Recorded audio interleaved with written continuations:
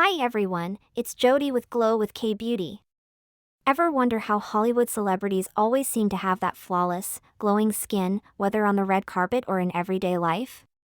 The secret isn't always expensive spa treatments. In fact, you can achieve radiant skin right at home with simple steps that work. From deep cleansing and hydration to smart exfoliation and powerful natural ingredients, your glow-up routine can start today without breaking the bank. Stick with me, because in just a few minutes, I'll share the insider tips you need to get that celebrity glow, straight from your own bathroom. Welcome to the deep dive, where we cut through the noise to get you the insights that matter. Today, we're tackling something almost everyone seems to be after. That really radiant, glossy skin. You know the look I mean, right? Like you see on celebrities, Kim Hia, for instance, just flawless, dewy, perfect. And we see ads all the time promising that a quick spray of water glow mist or maybe water light injections will get you there. But do they actually work, or is it just hype? So our mission today is to really unpack this whole thing. We want to get past the shiny marketing and into the science of what actually makes skin look glossy. We're using insights from dermatologist Shim Hyeon Kyo. So the core question is, well, what's really happening on the skin surface to create that gloss? And maybe more importantly, what should we actually do and what should we definitely not do to get it? Get ready, because some of this might surprise you. It's a great topic because, yeah, that water glow look is everywhere in beauty marketing. And what's really helpful about Dr. Shim's perspective is he starts with a clear definition. What is glossy skin? He says it needs three things. It has to look shiny, lustrous, and bright. It's not just about feeling hydrated, it's a visual property. Okay, shiny, lustrous, bright. Got it. Yeah. So it's about the look, not just the feel. But how does that actually happen? Physically. You mentioned Dr. Shim gets into the physics, which sounds really interesting. Can you break down how light reflecting off skin works? Absolutely. So think about light hitting any surface, right? Your skin included. There are basically two ways it bounces back. First, you've got regular reflection. That's when light hits a smooth, even surface and bounces off neatly in one direction, like a mirror. When your skin does a lot of that, that's what gives you that glossy, shiny look. It's focused light bouncing back. Okay, like a smooth pond reflecting the sky. Exactly. Now, the second type is diffuse reflection. This happens when light hits a rough or uneven surface. Instead of bouncing neatly, it scatters everywhere, in lots of random directions. Think of light on a matte wall, or maybe frosted glass. The more diffuse reflection you have, the less luster, the duller and rougher the skin looks, because the light's just going every which way. Ah, I see. That makes perfect sense. So the real goal for glossy skin isn't necessarily just slathering on shiny stuff. It's more about smoothing the surface to cut down on that light scatter, reducing the diffuse reflection. Is that the main idea? Precisely. That's the key insight from Dr. Shim. We think add shine, but the science says smooth the surface for better reflection. And this, well, it lets us tackle a big myth straight away. Those amazing water glow shots in ads. Dr. Shim points out that usually they just spray water or something oily on the model's skin right before filming.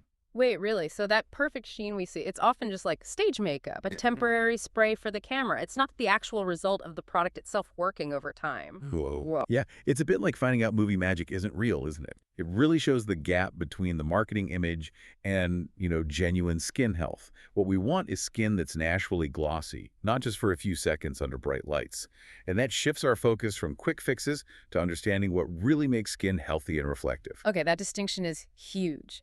Forget the quick spritz. Focus on the skin itself. So if we want to genuinely reduce that diffuse reflection and get lasting gloss, what are Dr. Shim's key principles? Let's get into his roadmap. Right, so Dr. Shem lays out three main principles. The first, and maybe the most important, is getting a uniform skin texture. He uses this great analogy. Think of your skin's surface like a wave. It has high points, the floors, and low points, the troughs. To get glossy skin, the goal is to flatten that wave. Make the texture as even and smooth as possible. I love that wave analogy. You can totally picture light getting lost in those ups and downs. But is achieving a perfectly uniform texture actually realistic? Our skin changes all the time, right? So let's start with those troughs, the recessed bits. What's the biggest thing making those low points uneven, according to him? Yeah, it's an ongoing process, for sure, but consistency helps a lot, and Dr. Shim is clear. The biggest culprits for those troughs are wrinkles, or rather the furrows they create. He stresses that these furrows, even tiny ones, scatter light way more than something like, say, a slightly large pore. They're like little canyons on your skin, creating shadows and angles that just blast light everywhere but back at you nicely. It kills the gloss. Wow, okay. So dealing with wrinkles isn't just about anti-aging. It's actually fundamental to how light reflects. That's a totally different way of looking at it. Does he give examples of how we can tackle these furrows? Like you mentioned Botox earlier? Exactly. He points to Botox, for instance, in the forehead or between the brows. By relaxing those muscles, it smooths out the dynamic wrinkles, those furrows. It's not just stopping you from making frown lines, it's creating a flatter surface. And that flatter surface reflects light more evenly, making the skin look glossier. It's almost like a side effect, but a really visible one. That's fascinating. Seeing Botox not just for lines, but for light reflection. Yeah. Okay. Besides wrinkles, what else creates those recessed troughs? Well, wrinkles are the big one, but other things like enlarged pores and acne scars also create those little dips. Yeah. Anything that makes the surface uneven, whether it's a valley from a wrinkle or a dip from a pore or scar, is going to increase diffuse reflection and reduce that glossy look. Makes sense. So we've covered the troughs of the wave. What about the high points, the protruding floors in his analogy? What makes the skin bumpy and messes up the smooth reflection there? The main issue there is usually excessive sebum, basically too much oil production. When your skin makes too much oil, pores can look larger and you can get tiny bumps on the surface, especially in the T-zone, you know. These little bumps, these hills, break up the smooth surface and scatter light. More diffuse reflection, less gloss. Right. Anyone with oily skin knows that feeling. Yeah. So if you manage the sebum maybe with treatments that reduce oil production, it's Right. not just about preventing acne. It actually helps make the skin look shinier by smoothing out those bumps. What kind of treatments are we talking about there? Precisely. It's about surface uniformity, not just acne. Sebum destruction sounds intense, but the treatments vary a lot. You've got skincare ingredients like retinoids, niacinamide, things that help regulate oil over time, clay masks for absorbing excess oil. Then there are, stronger options like certain lasers, photodynamic therapy, or even pills like isotretinoin for more severe cases. But the goal is the same. Manage the oil so it doesn't create those bumps. Smoother surface, less scatter, more gloss. It's about finding that balance. That really connects the dots between oil control and actual radiance. He also mentions things like milia and flat warts, though says they're less of a factor. Okay, so that's principle 1, uniform texture. What's Dr. Shim's second principle for getting glossy skin? This one seems to broaden things out. Yes, the second principle is achieving an even skin tone. And this is interesting because we often think good skin just means zapping a few dark spots. But Dr. Shim says gloss is more holistic than that. It's not just about individual spots, it's about the overall picture. Right, not just spot treating, but looking at the whole face. He says the goal is for the colors on the face to be uniform. How does even color help with gloss? That seems less intuitive than texture. Think of it like this. Uneven color creates visual static. Patches of brown, red, or yellow absorb and reflect light differently, even if the texture is smooth. A uniformly colored surface allows for a more consistent, clear reflection.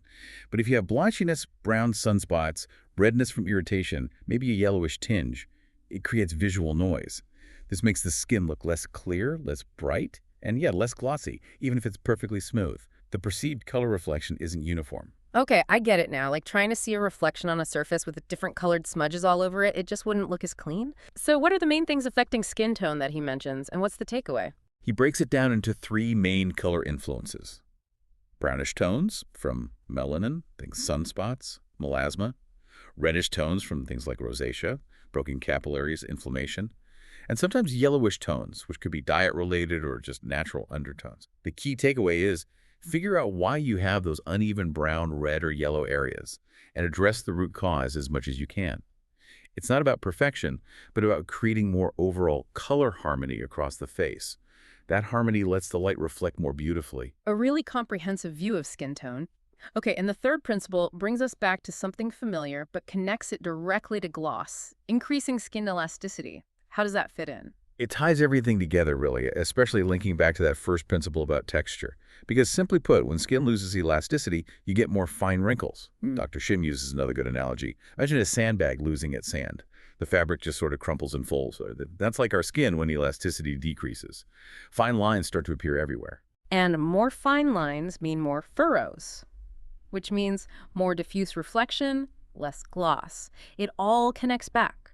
So boosting elasticity isn't just anti-aging, it's literally maintaining a smooth surface for light. Yeah. How do we support elasticity generally? Exactly. It's structural support for better light physics. Yeah.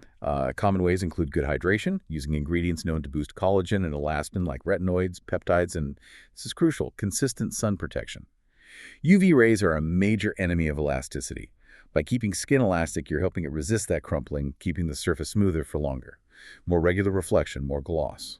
Okay, that paints a really clear picture. Smooth texture, even tone, good elasticity, that's the recipe. Now let's flip it. What does Dr. Shim warn us not to do? Because there's a common mistake people make trying to get that dewy look, isn't there? Oh, definitely. This is a big one. Many people think the path to shiny skin is just more. More face packs, more layers of rich, oily creams keeping the skin constantly wet. But Dr. Shim strongly advises against this approach, especially, he notes, for people with naturally oily skin, like himself. He gets the struggle. Right. So for oily or even combination skin types, piling on oily stuff can actually backfire. What goes wrong when we overload the skin like that? Yeah, it can cause a few problems. First, all that heavy, oily stuff can clog pores, leading to breakouts, inflammation, maybe even making pores look bigger over time. Remember the protruding sores. Second, paradoxically, trapping too much moisture and heat with heavy layers can actually make the skin surface more irregular, increase its curve, especially when it's warm out. You end up creating more tiny bumps and dips, not a smooth plane for light. So instead of a smooth mirror, you're accidentally creating like crumpled foil where the light just scatters everywhere. That's a powerful image. Exactly like crumpled foil. That's a great way to put it. So while these heavy products might give you a temporary wet look right after you put them on, the kind you see in ads, the long-term effect can actually reduce true healthy gloss. Dr. Shim highlights this is especially noticeable in summer. It's chasing an illusion that might work for a photo, but isn't doing your skin's natural radiance any favors. Okay, so let's recap. This deep dive with Dr. Shim Hyankol really changes things. True skin gloss isn't about quick fixes or just surface moisture. It's science. It's about how light reflects. It means focusing on uniform texture, tackling wrinkles, pores, sebum. It means getting an even skin tone, addressing brown, red, yellow patches. And it means boosting elasticity to keep things smooth. So thinking about all this, what stands out to you listening right now about your own routine? Maybe you're rethinking why you use certain products or seeing wrinkles or oiliness in a completely new light, the light of reflection. What might you do differently? And maybe think about this. We see so many images of radiant skin that are basically staged for a moment. Knowing the real science now, how does that change things?